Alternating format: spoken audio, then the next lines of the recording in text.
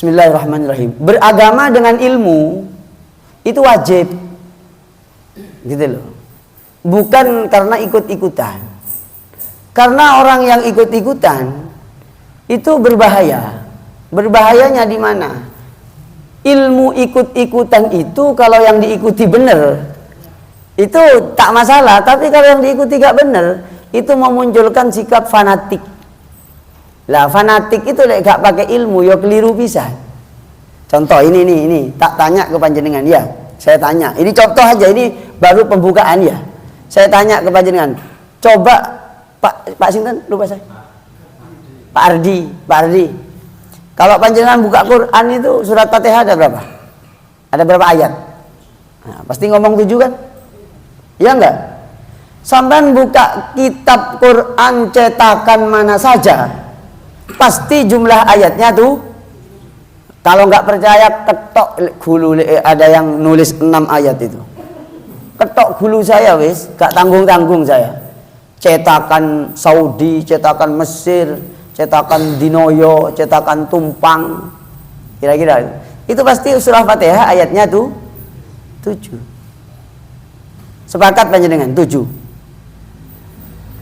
Lah, sepakat apa boten lho? Sampeyan tak takoni, sampeyan ben mele dhewe nanti gitu loh. Saya tanya itu tak kembalikan ke panjenengan. Surah Fatihah niku ayatnya 7 apa 6?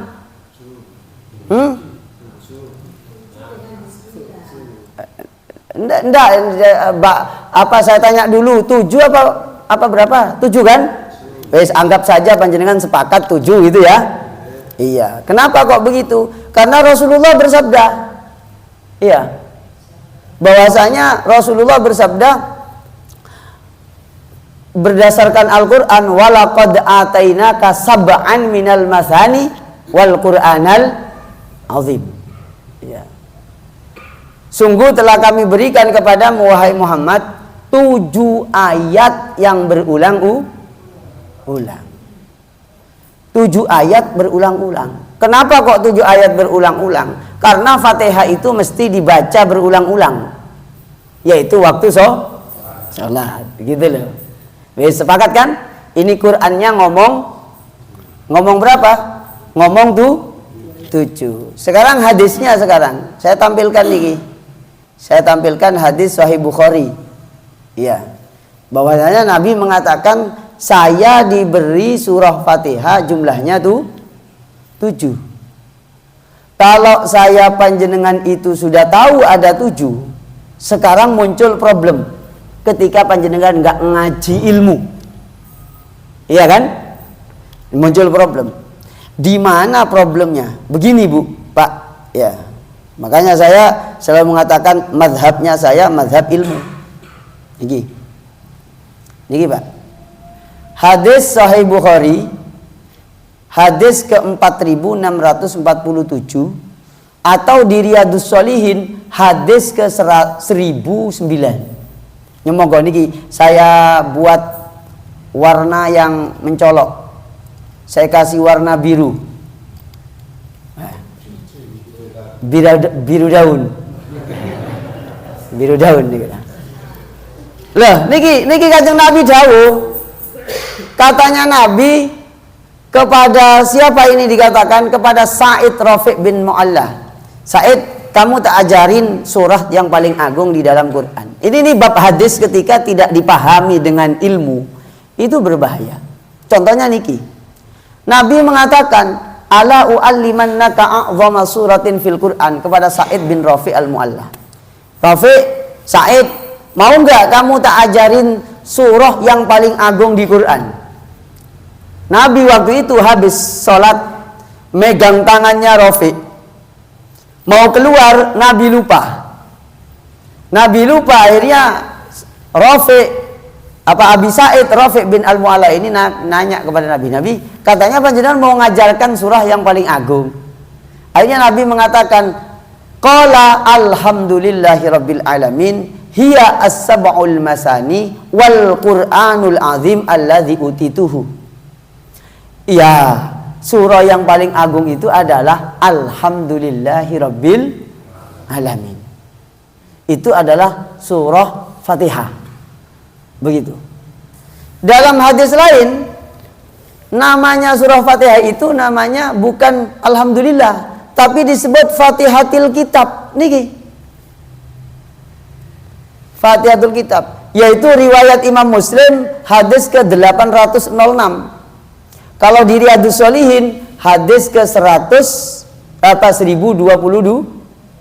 Nabi mengatakan, barang siapa yang membaca Fatihah dan membaca ayat terakhir surah Al-Baqarah 3 ayat, maka oleh Allah diberikan permohonannya sejumlah hurufnya Fatihah dan sejumlah hurufnya surah Al-Baqarah 3 ayat terakhir. Nabi menyebutkan Fatihatul Kitab, disebut Fatihatul Kitab. Dan Nabi mengatakan itu 7 ayat. Nah, di sini muncul pemahaman yang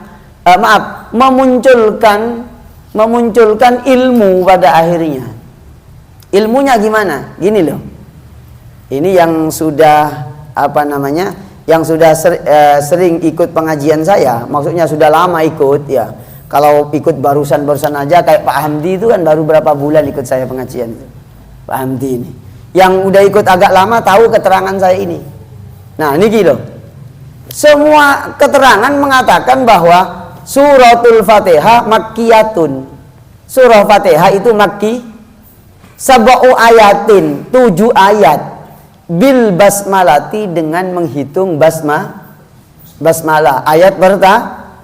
Nah, sekarang saya tanya ke panjenengan, ketika ada orang baca Quran, misalnya imamnya itu misalnya tidak membaca basmalah atau membaca umi-umi kayak saya tadi, Bismillahirrahmanirrahim. Ya karena saya orang Muhammadiyah. Bismillahirrahmanirrahim. Alhamdulillah. Pertanyaannya adalah begini, surah Fatihah itu jumlahnya tuh, coba panjenengan lihat niki cetakan Saudi. Pertama itu Bismillah. Yang kedua Alhamdulillah. Yang ketiga sampai yang ketujuh. Lek ana wong salat gak maca bismillah moro-moro alhamdulillahirabbil alamin. Lah itu lek gak ngerti ilmune gak bahaya ta? Lah bahaya karena nanti ditanya, "Tat, ini surat Fatihah jarine 7 kok sampean teko alhamdulillah. Sing kepitu ndi?" Wah, lek tepak dadi Muhammadiyah iku gak apa-apa kurang siji. Akhirnya kan pikirannya begitu. Maka saya jelaskan pakai ilmu. Saya tidak kemana-kemana ya, cukup pokoknya ilmunya begini. Perkara sampean maca bismillah, ya ilmunya begini. Lek gak maca bismillah, ilmunya begini. Begitu loh. Sehingga kalau sama-sama tahu, panjenengan itu gak bingung.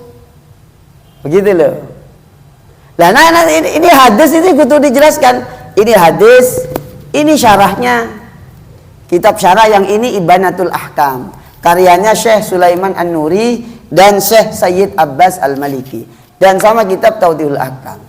Lah katanya Imam As-Suyuti, ini imam ahli hadis, imam ahli tafsir, imam ahli sejarah, imam ahli bahasa, yaitu Imam Jalaluddin As-Suyuti.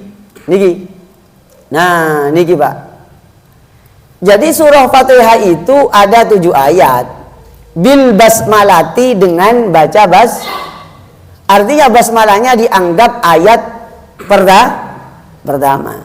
Wasabiatu siratal ladzina, berarti ayat yang ke-7 adalah siratal ladzina.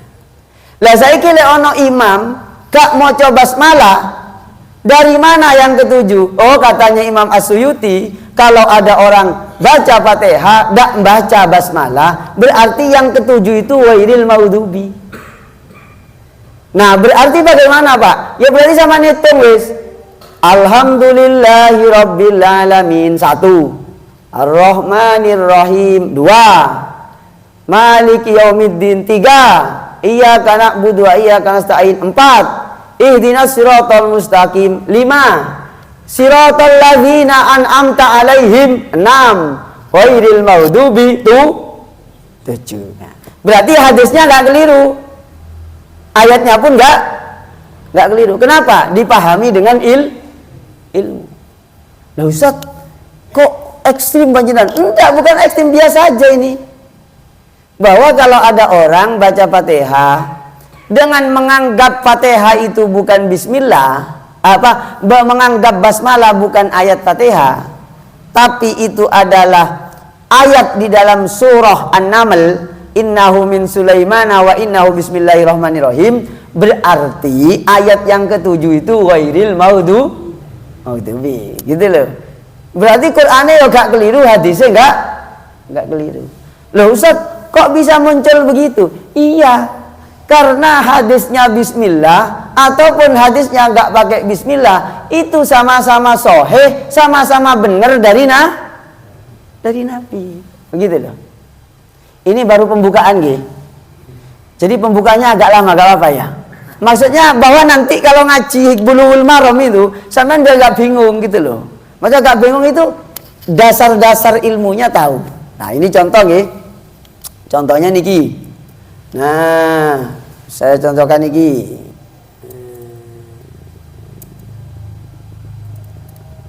Niki.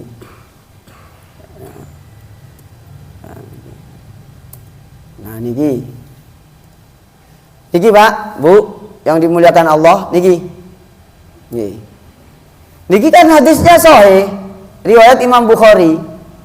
Kenapa kok muncul ilmu begitu gitu loh? Ini hadisnya dari sahabat Anas mengatakan annan nabiyya, ya kitab Bulughul Maram ini, masih kitab Bulughul Maram. Saya membuka kitab pengajian ini bukan dengan kitab lain, tapi di Bulughul Maram itu begitu gitu loh.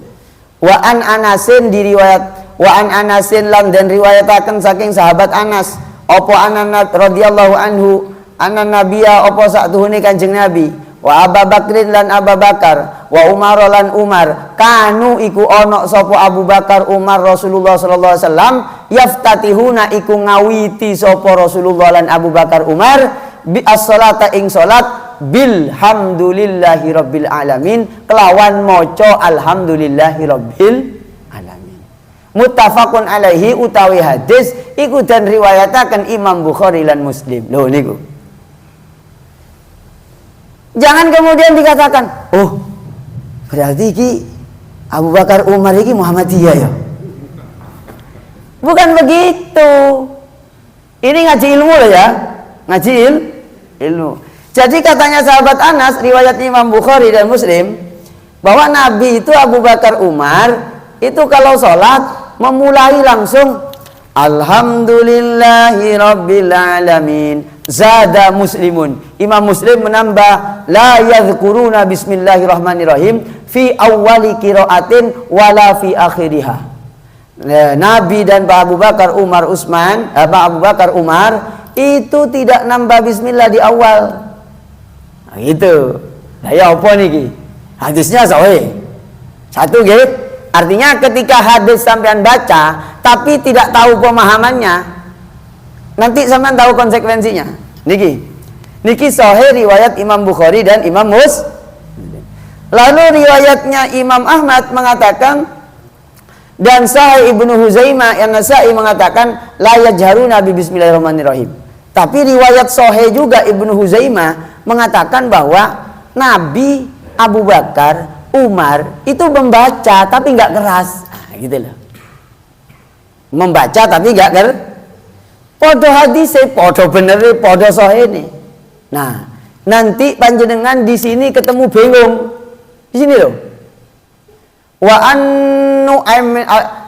Nu'aimin al-Mujammir. Dan riwayatakan saking Nu'aim al-Mujammir, shallaitu wara'a Abi Hurairah. Katanya Nu'aim radhiyallahu anhu, saya sholat di belakangnya Abu Hurairah.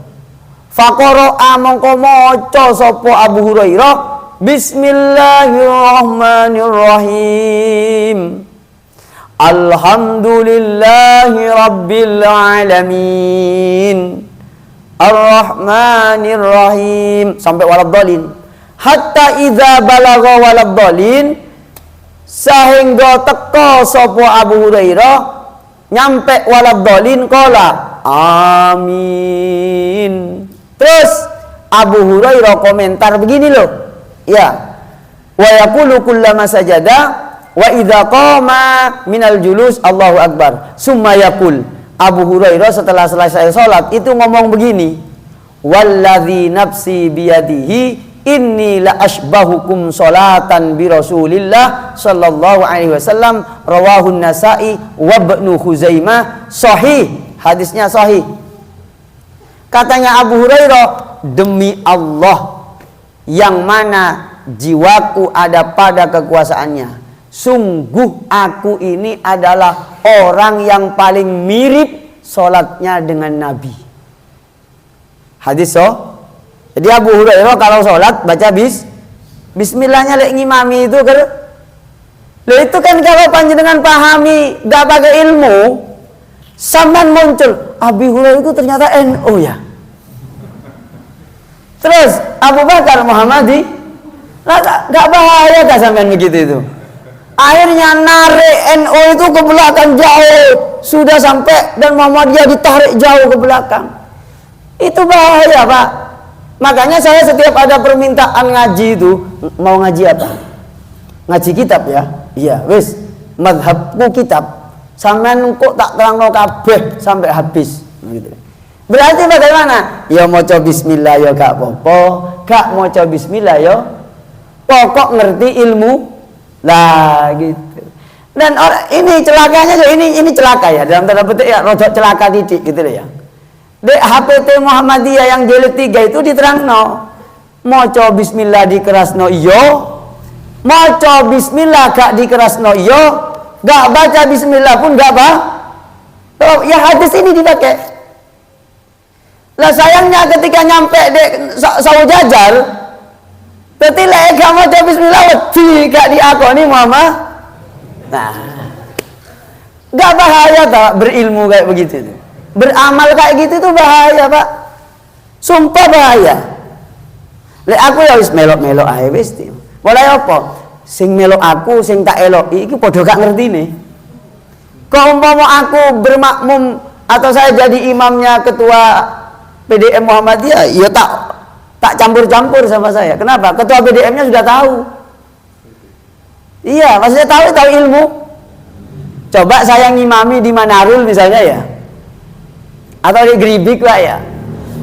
Bismillahirrahmanirrahim. Waduh, iki jadi NU iki. Atau sakwali saya ngimami di Masjid Raya Al Mustaqim ini loh. Alhamdulillahirabbil alamin. Waduh, kok diimami Muhammadiyah iki. Tak bahaya begitu itu. Loh saya ini Bang Apunten mau pamer sedikit lah, ini termasuk bab pamer tapi gak apa-apa. Mungkin itu manfaat pamernya saya ini. Saya ini ngaji di kurang lebih ini tak hitung sudah ada 28 masjid dan musola selama 1 bulan full itu. Itu belum yang 3 bulan sekali saya keluar Jawa.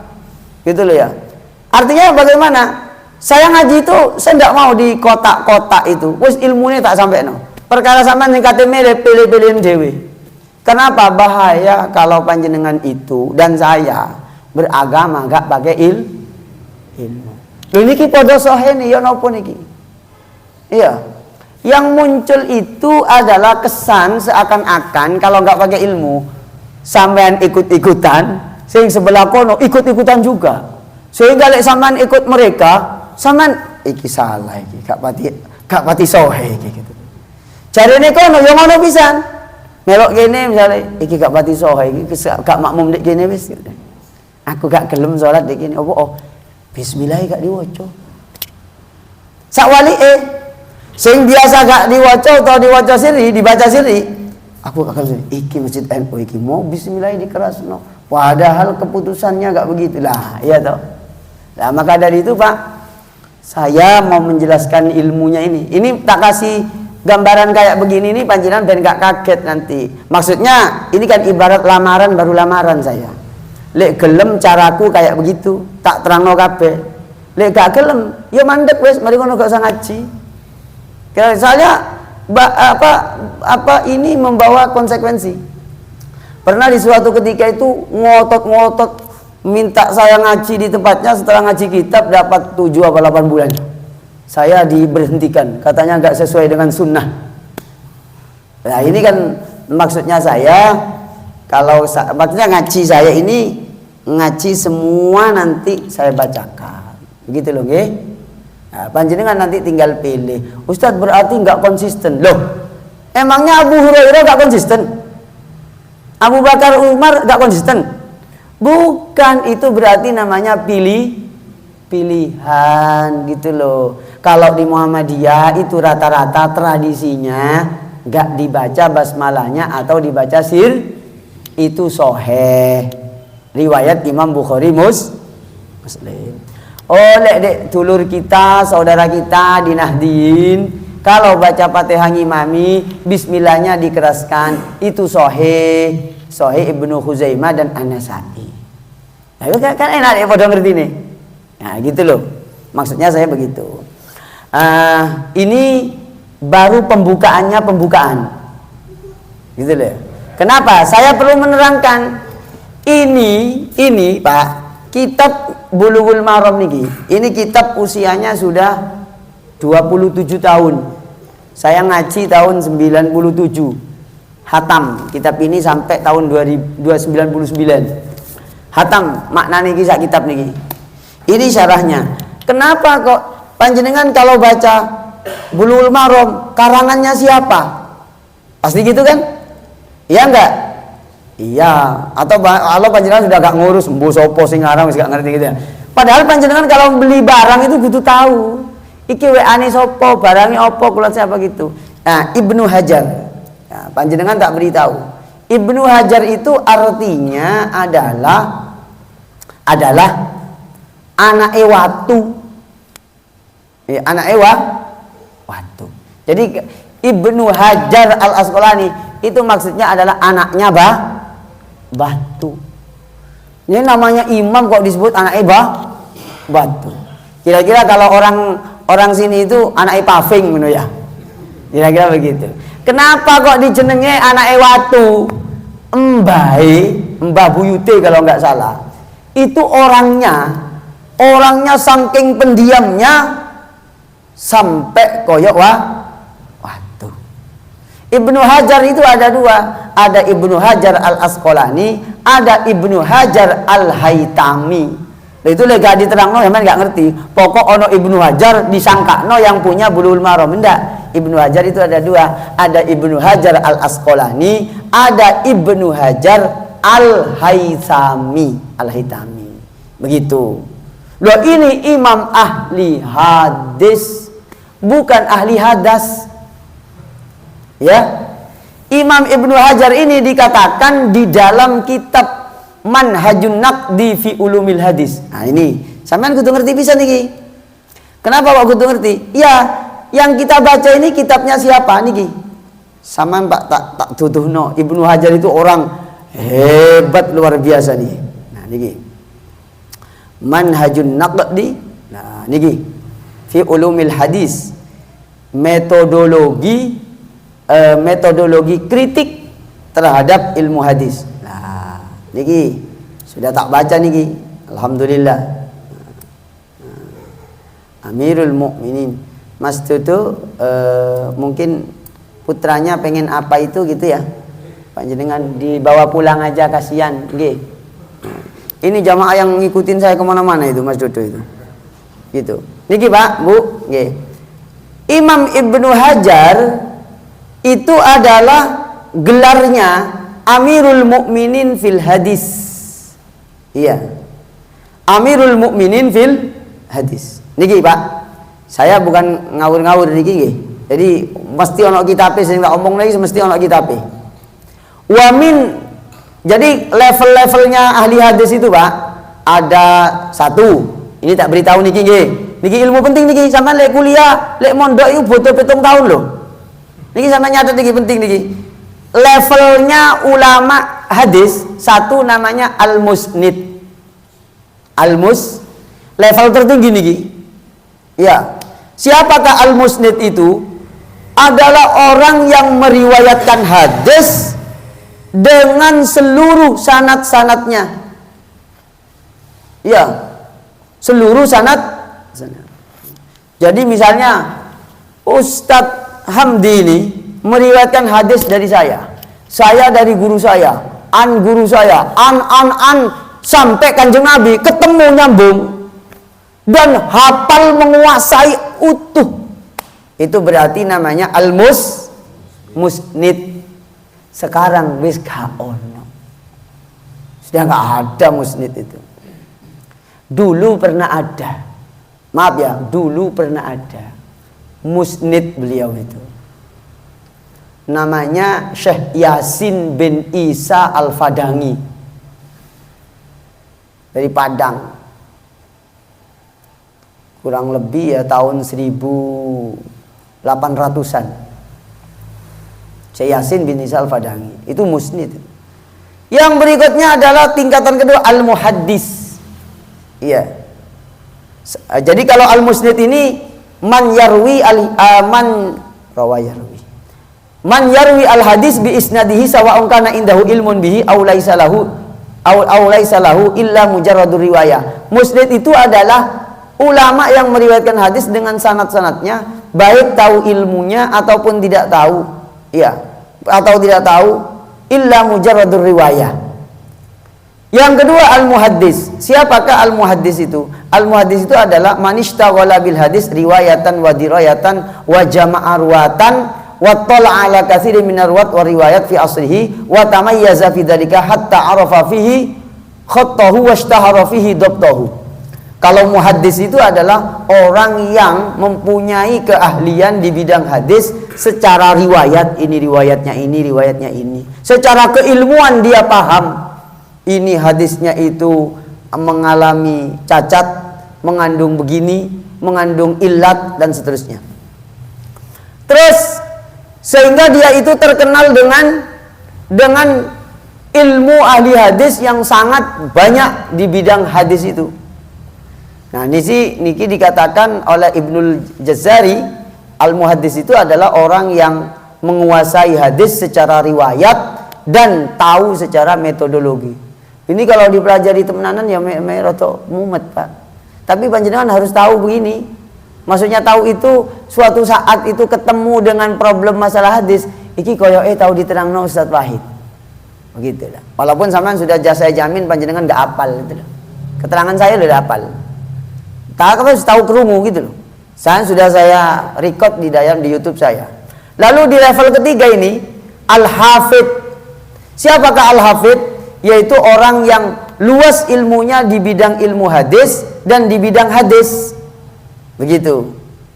Sampai tahu ini hadis cacat dan tidak. Itu berarti namanya al-hafid.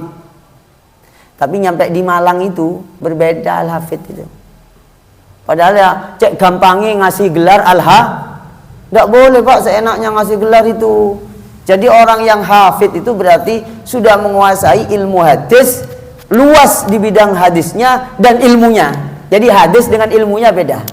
Kalau ilmu hadis berarti ilmu mustolah, ngerti istilah-istilah. Oh, iki doif, apa yang dimaksud doif? Oh iya, ini ada rawinya itu ada yang gugur satu, nggak ketemu. Kok bisa begitu? Iya, yang meriwayatkan di sini ini wafat tahun 100, tapi yang di sini tahun 200, jadi nggak ketemu. Nah, misalnya begitu. Nah, apa nggak mumet orang belajar ilmu hadis itu? Mumet, Pak. Mek Masjid Al-Ghufran ini wani-wani ngajuk ngene hadis. Ya kayak begini kira temenanan lo ya, temenan. Terus al-hafid. Tapi nanti tak buat sederhana mawon. Ini mek sekedar wawasan bahwa wong ngaji hadis itu bukan ngaji sembarangan. Terus yang berikutnya level yang keempat ini al-hujjah. Siapakah al-hujjah itu? Al-hujjah itu adalah orang yang hafal 300.000 hadis dan tahu sanadnya, apal teksnya. Hujjah itu namanya. Ono Dek Saujajar. Apal 300.000 hadis.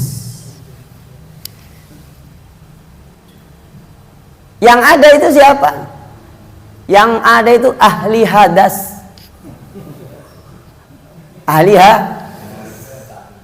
Jadi ya gak gampang orang itu belajar hadis itu, Pak. Gak gampang. Ini harus diterangkan. Iya, kenapa? Orang itu ngomong hadas, hadis, padahal gak ngerti saja nih. Oh, balik ketemu kok aku. Wah, Ustaz, hadisnya itu gini. Temenanan dah gitu. Gitu. Ini al-hujjah. Baru di level berikutnya al-hakim. Al-hakim itu adalah orang yang menguasai keilmuan seluruh hadis, kecuali beberapa aja yang nggak diketahui. Kalau yang hujjah tadi itu diantaranya Imam Ghazali. Imam Ghazali itu disebut hujjatul Islam. Hujjatul, penguasaannya kepada hadis luar biasa. Berarti hafalannya sudah lebih 300.000. Waduh, 300.000 hadis. 300.000 loh, Pak. Bukan 300.000. Kalau Ustadz Hamdi ini apal hadis. Innamal a'malu bin kullu bid'atin dola. Ikut. Idza mata ibnu Adam itu telu. Itu pun nggak paham maksudnya apa.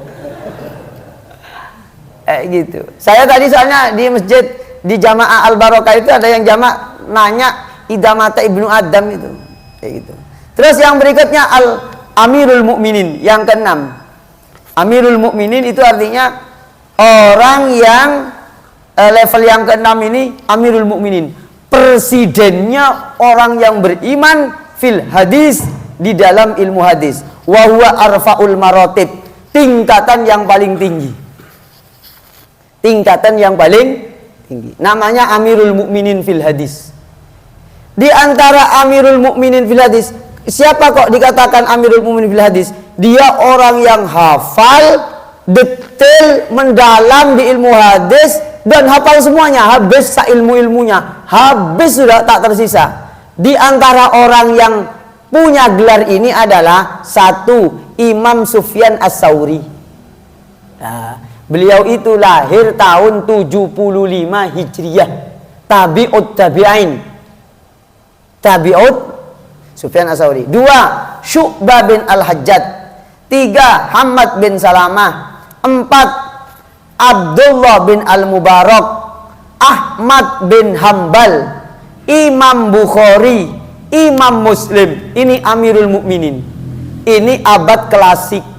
Yang termasuk abad modern yaitu adalah Imam Ibnu Hajar Al-Asqalani yang punya kitab Bulughul. Jadi panjenengan ngaji kitab ini harus gak keliru. Kenapa? Gelarnya Imam Ibnu Hajar itu Amirul Mukminin. Hafalannya sudah di atas 300.000 hadis. Nah, celakanya adalah Imam Ibnu Hajar itu oleh ustadz-ustadz di YouTube itu banyak yang didoifkan katanya, disalah-salahin. Ada. Nanti ketemulah lama-lama dengan saya ngaji itu. Yang diriwayatkan ini, yang sudah dipilih oleh beliau yang Amirul Mukminin bil hadis itu. Begitu. Lah kenapa Pak saya terangkan? Ya panjenengan biar tahu bahwa yang nulis Bulughul Maram itu gelarnya apa tadi? Amirul Mukminin. Jadi panjenengan nanti ngaji ini ya enggak perlu ragu wis. Sing nulis itu adalah presidennya hadis, bukan ahli hadas. Kalau Pak Hamdi ahli hadas itu. Ahli hadas itu. Nah, ini ku begitu, Pak. Ini perlu saya terangkan begitu. Ben sampean enggak keliru milih barang. Moro-moro dicekokno gak ngerti iki sapa, tekon ndi, terus siapa dia gitu loh. Nah, ini baru pembukaan. Gitu loh. Jadi kitab ini penting. Ini konon ditulis oleh Imam Ibnu Hajar kitab hadis ini. Berapa tadi jumlahnya? 1.500. Nah, ini totalnya nih loh. 1.582 hadis.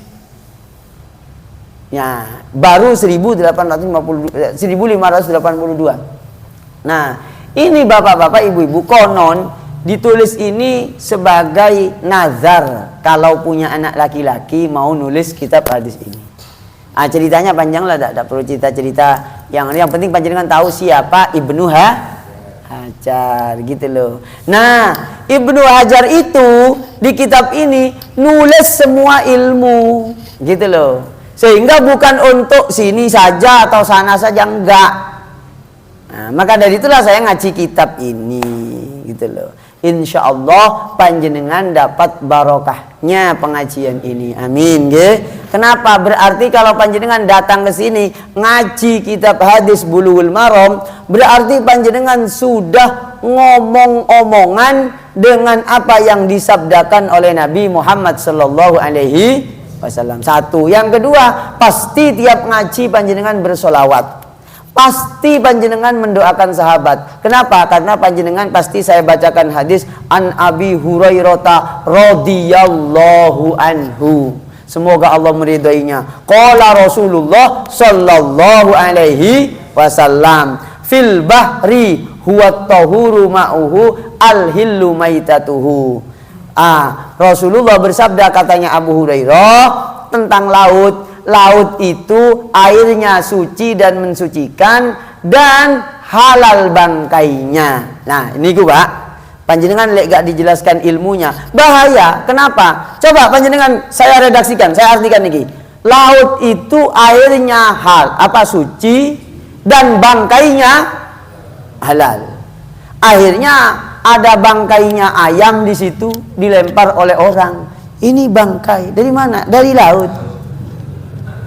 Karena bangkainya laut, nggak bahaya tak sampean. Ini maham pakai akalnya sendiri. Kenapa? Nggak dibaca ulama itu bagaimana memahami? Oh, ternyata maksudnya adalah hewan yang habitatnya di laut. Nah, sekarang muncul pertanyaan, kalau ada hewan di laut bisa hidup, di darat bisa hidup, gimana? Itu hewan laut apa darat? Ayo. Lah, ini namanya persoalan fikih. Lah, hadis itu harus dijelaskan dengan fikih ben gak keliru.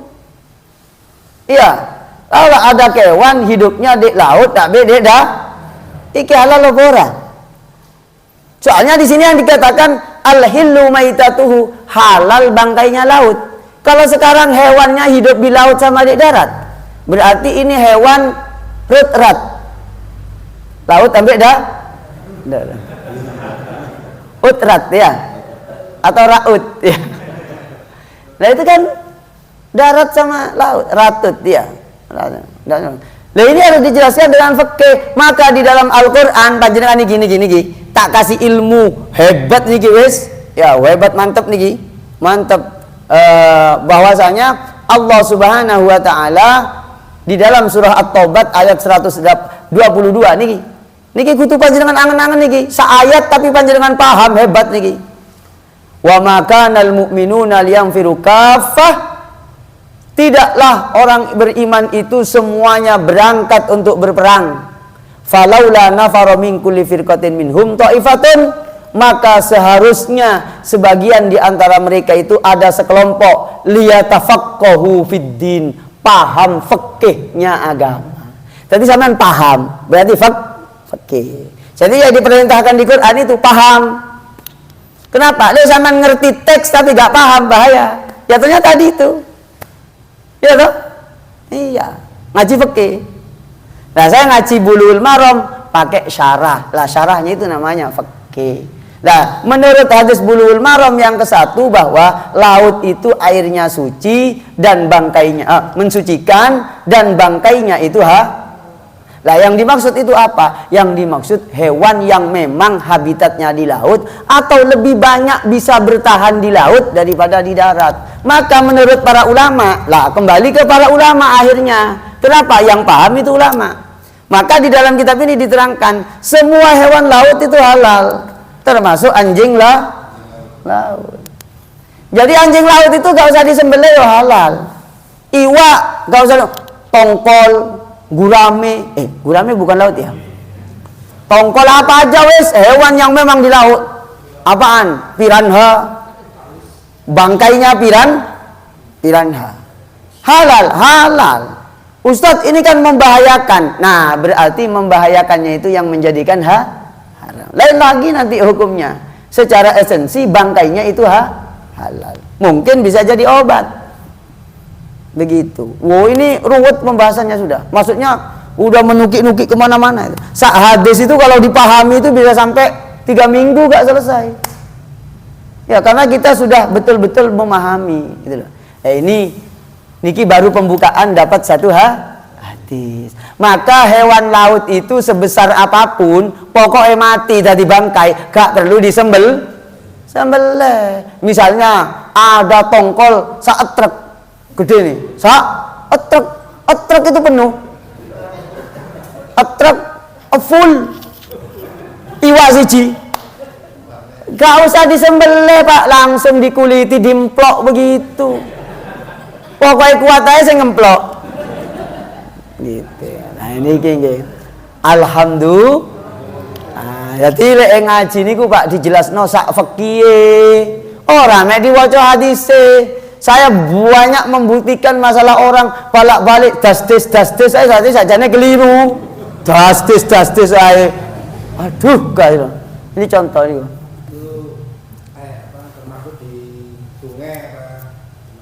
Oh, sih Pak, sabar sih. Aku durung ngombe wis ditakoni sampean.